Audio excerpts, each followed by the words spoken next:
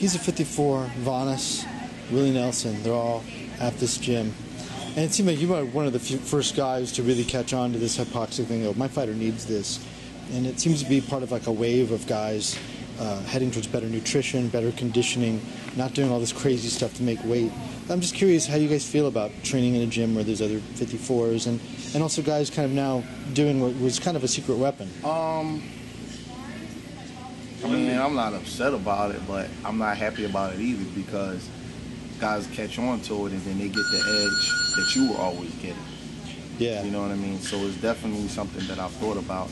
As far as them guys being in the gym, you know, he gets the benefits of being out here only for about 2 weeks, so we don't hold our whole camp out here. Yeah. So we're at the gym at a different time. You know, we don't have the same trainers, so, and I wouldn't let them spar them. You know what I mean? So they don't get to watch us work out, and I don't get to watch them work out. And, you know, Julian's cordial, but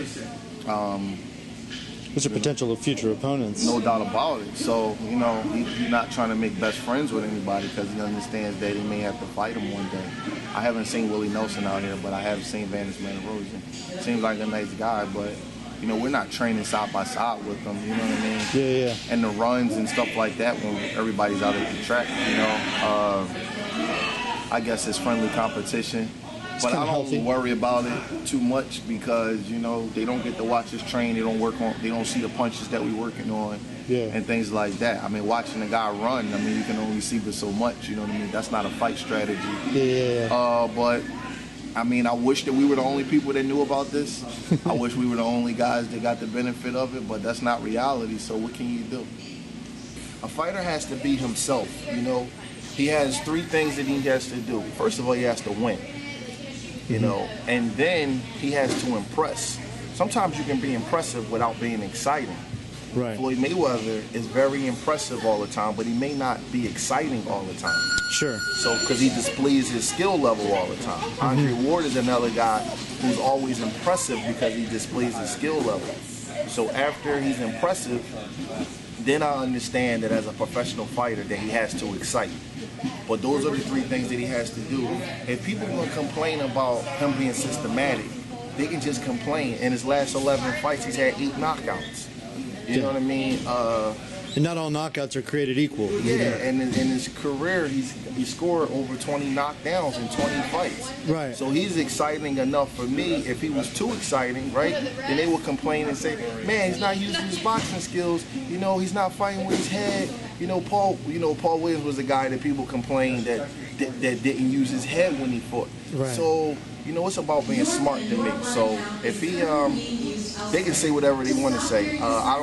I like the way he fights. That's his natural way of fighting. That's what we work on. You know, how many guys you see score a bunch of first-round knockouts, and he could do that if he wanted to. And then they get in a fight where a guy hits him back. They punch him in the mouth, and then what happens? You know what I mean? They can't hang. So, you know, people always find something to criticize. I really don't care. They can say whatever they want. And if he's scoring systematic beatdown knockouts, ask the opponents how they feel about what he's doing to them. Because he's literally destroying them. He's hitting them in their organs. He's breaking them down. He's destroying them. Guys are not the same no more after he fights them. You know what I mean? So they can say whatever they want to say about, you know, he's a little too systematic or a little too patient. It's not like he's not putting guys in the trunk. He's just taking his time and beating them down, doing Salvador Sanchez used to do that. And I'm not comparing him to Salvador Sanchez. No, Salvador Sanchez is an all-time great fighter, and Julian has a long way to go. But Salvador Sanchez wasn't the guy that tried to knock you out in the first 2 or 3 rounds. He tortured you. Kept like dropping water on your head, and then eventually it's like an Asian torture system, man. You know, I call it the way Julian fights. He's like a violent scientist. You know what I mean? He's breaking you down in a different kind of way, man. And at the top level, people always talk crap, but guess what? At the top level, how many guys score knockouts? Even in the fight that everybody thought was going to be a knockout and providing the call for Matisse, what happened? They went the distance. Right. Because top-level guys have a way about them where they don't allow themselves to get stopped off. You know what I mean? Yeah. Besides Kovalev and Triple G, they're the only 2 guys that's probably a guaranteed knockout at the top level. Everybody else goes late in fights. So when I hear people complain, I always say, well, who else scores knockouts at the top level in boxing? Yeah. You know what I mean? It's difficult. Why do you think they're able to score knockouts? And they're brutal punchers. You know what I mean? That's why. And I think Julian's going to score a lot of knockouts. See, I look at a guy's record. Knockout is only relative to who you've been fighting. You know what I mean? You can have some kids that are 21-0 with 18, 19, 20 knockouts, but they don't fight anybody. Then you have another kid that's about 21-0 with 13, 14 knockouts, and you're like, okay, I wonder if he's the same kind of puncher. And then those two kids get in the ring, and the kid with the less amount of knockouts will win, because it's always relative to who you're hitting. You know what I mean? If you're fighting a bunch of tomato cans and taking fights on short notice, you're not going to have as glossy as a knockout percentage, unless you're like a freakish, bionic puncher. Like George Foreman, where it don't matter who you hit, you're going to put him in sleep. But everybody's not like that. Luciano Cuello, despite what the experts, the so-called experts on, you know, everybody turns himself into an expert on Twitter, you know, he's not a bum to me. He's 35-3. The 3 fights he lost were against Willie Nelson. All you got to do is watch that fight on YouTube. Don't take my word for it. Yeah. Chavez Jr., watch that fight on YouTube. Don't take my word for it. And Canelo, who beat him comprehensively. Yeah. This guy could be 37-1, or he can be 35-3. But he's fighting guys in their own backyard, or on the road, or in this country, or whatever.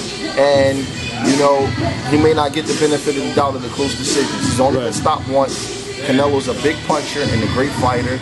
I don't look at him as an easy fight at all. You know, now does he have the star power or the name value that we would want? No. I'm not going to sugarcoat it and act like that's the guy that we were dying to fight, but he's ranked number 10 by the WBC.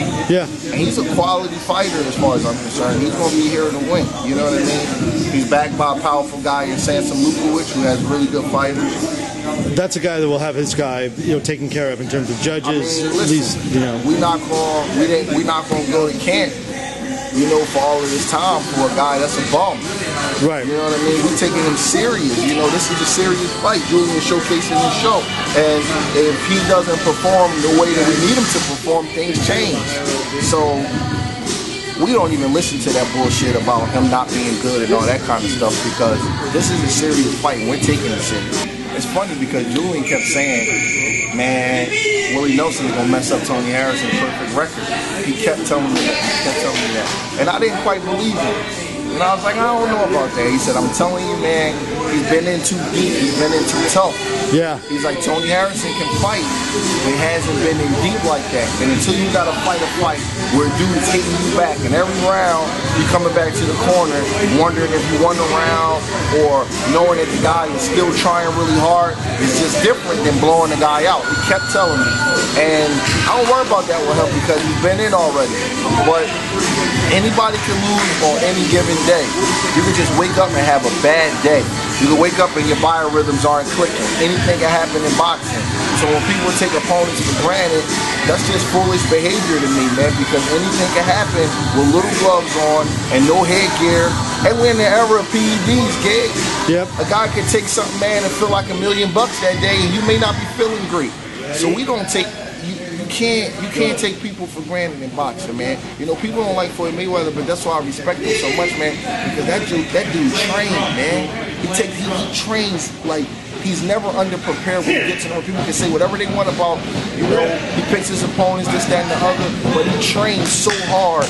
He gives himself the best chance to win all the time because he's always prepared. So, you know, I don't allow Julian to come into a ring unprepared. If he loses, we're not going to have no excuses except that guy was the better man, because we're always going to be prepared.